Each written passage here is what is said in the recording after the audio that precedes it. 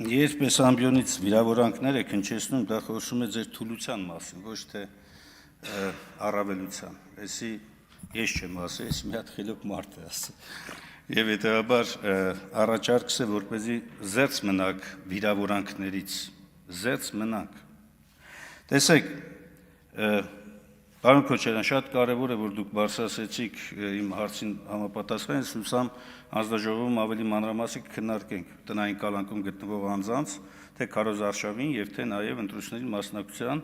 իրավական կարգավորման հնարավորությունը։ Բայց ուզում եմ անդրադառնալ եւս այդ դաշինքի մեջ անձնանվան օգտագործմանը, գիտեք, այնպես չի, որ միջազգային պրակտիկայում չկա դա։ Ժողովրդավարական երկրների օրինակներ էիք բերել, իմ գործընկերներն էլ հուշեցին, Կովաչիշն հանուն Սերբիայի դաշինք, ինչ որ մոտավորապես այսպիսի անվանում եղել է։ Եվ ոչ միայն այդ երկրում, շատ այլ երկրներում էլ է եղել։ Այնպես չի, որ արգելված է ազգանվան օգտագործումը, ուղղակի քաղաքական մշակույթի խնդիր է։ Բայց այո, ես ինքս հակված եմ եւ կողմ եմ, որ ընդհանրապես բացառվեն։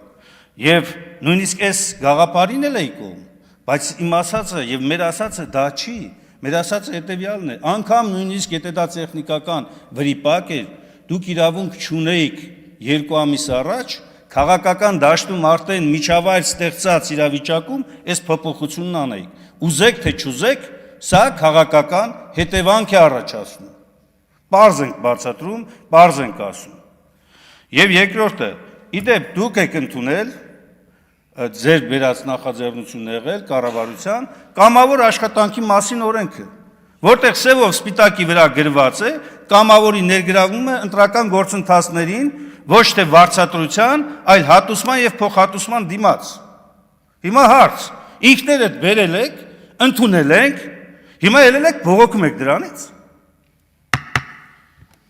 Մի խոսքով այս մեկնաբանությունով ընդունելի չի ձեր վերած նախագիծը, բայց հատկապես այն մասը չափազանց կարևոր է օրինակ, հա։ Ուղղակի լավ փոփոխություն է, դրական փոփոխություն է, որ հանձնաժողովի ավարտում եմ, հանձնաժողովի նախագահի վերաբերող եւ նաեւ ծրարում նման փաստաթուղթ բերե խառնել եք այս քաղաքական հարցի հետ։